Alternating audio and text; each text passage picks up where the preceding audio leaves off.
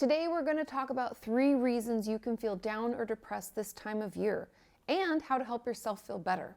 If you feel the January blues are just a little low after the holidays, you're not alone. And why is it that year after year we see the same pattern, that depression and suicide rates go up after November and December? What causes us to feel worse in January rather than during the holidays? Experiencing seasonal depression at the start of a new year is incredibly common. Today I'm going to dive into the 3 most common factors contributing to why our depression can feel worse at the start of the new year. Number 1 is disappointment. Number 2 is family dynamics. And 3 are seasonal cues. First, let's talk about disappointment. Whether we realize it or not, we may experience depression at the start of a new year because we experience a level of subconscious disappointment. Now, let me explain a little bit about what I mean. There's a powerful link between depression and the gap between what we hope for and what actually happens. Now, typically there's a lot of pressure or expectations that the holidays will be happy and full of family or friends. And then we get to start a brand new year, yay! And we can, even if we don't want to admit it, have hope that things will finally get better or that we will feel better and the new year will be a great one.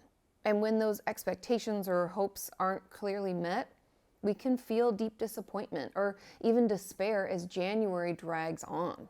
Viktor Frankl was an Austrian psychiatrist and psychotherapist and Holocaust survivor. And in his book, Man's Search for Meaning, he describes a phenomenon that he witnessed. And this is how he describes it. It's very powerful. He said, it was drawn to my attention by the chief doctor of our concentration camp. The death rate in the week between Christmas of 1944 and New Year's of 1945 increased in the camp beyond all previous experience. In his opinion, the explanation for this increase did not lie in the harder working conditions or even the deterioration of our food supplies, or a change of weather or new epidemics. It was simply that the majority of the prisoners had lived in the naive hope that they would be home again for Christmas. And as the time drew near and there was no encouraging news, the prisoners lost courage and disappointment overcame them.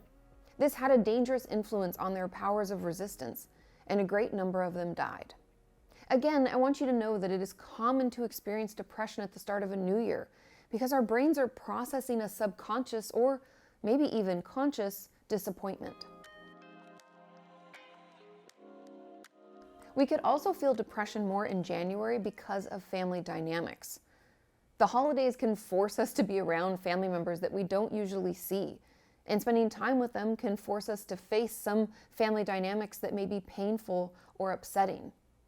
And the realization that our family may not be what we thought it was, or that there are even a lot of toxic traits that are woven into our familial relationships, can be hard to take.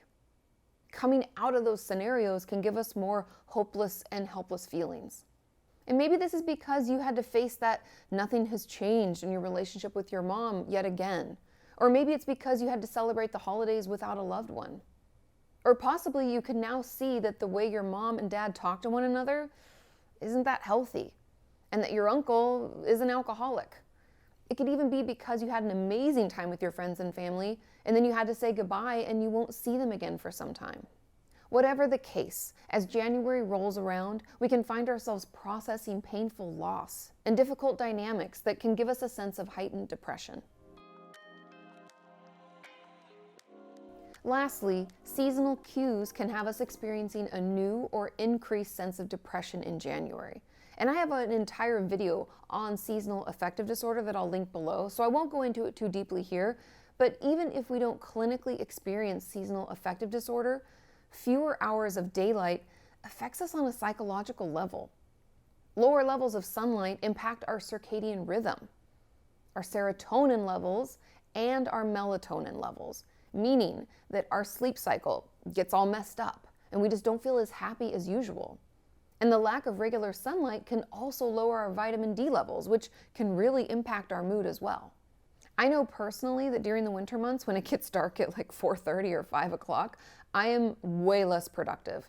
I get sleepy earlier in the evening and just feel more blah. Not to mention that when it's cold, I'm not as apt to go out and spend time outside. It's easier to bundle up and stay home, which negatively affects my mood too.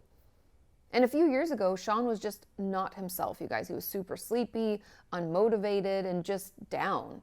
And when we went in for our yearly physicals, that's why it's so important to go in for our yearly physicals, he got his blood drawn, and the blood results told us that his vitamin D levels were incredibly low. Like, the doctors were shocked at how low they were.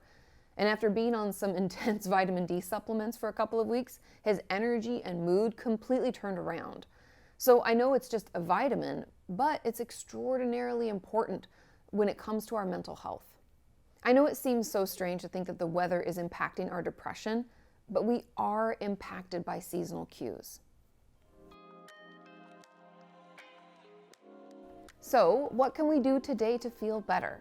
Here are 3 quick things you can do right now. Number 1, to manage any potential disappointment that we may experience, it's important that we take some time to recognize or at least identify any of the expectations that we have for the holidays, or really any time of year. And you can answer these questions to help come up with a more balanced thought or hope. Number 1, what's the best way that this situation could go? If everything goes just the way I want, what would that look like? And what could I expect out of this scenario? Second group of questions, what's the worst case scenario? What would it look like if everything goes wrong? And third, what is the most likely scenario or outcome? Given what I know about the people and the situations involved, what do I think would most likely happen? And can I set my expectations with this in mind? Taking the time to consider those questions and really think about worst case, best case, most likely case can stop us from really hoping or setting these high expectations that are unachievable, and also prevent us from falling in the pit of despair and thinking that everything's just going to go to shit. Tip number 2, dealing with family dynamics can be hard, especially when we maybe don't see them all the time, which is why it can help to prepare ahead. Take some time to journal about the ways, each member of your family interacts. What have you noticed over the years? Is there a pattern you can see? And then we can take all that information and we can devise a plan for how to better deal with it. We could consider ways in which we can respond to keep us out of those old patterns. Like, maybe we say no when we can't do something, or let our family know that we can't stay over for as long as we usually do, or refuse to get into an argument with your uncle about politics like you usually do. Having a plan is always better than just winging it. And third and finally, when it comes to dealing with seasonal cues, we need to get more sun on our faces. And this could be through light lamps. You have to make sure that they're made to deal with seasonal affective disorder and aren't just lights or lamps of another kind. Or we can even open a blind so the sun can come through the window and get onto our face. And just try to do this at least 30 minutes a day. Maybe when you have a break at work, you can go for a walk around the block or take one of your work calls outside if it's not too cold. Finding ways to get more sunlight during these darker months can prevent seasonal affective disorder and keep us from slipping into a depressive state. I hope you found that helpful. If you have other ways that we can overcome depression and suicidal thoughts, please leave those in the comments down below. Have a wonderful rest of your day, and I will see you next time. Bye.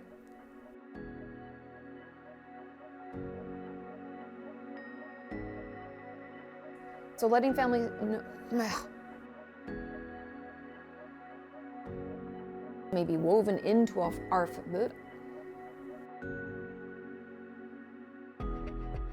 thoughts, please.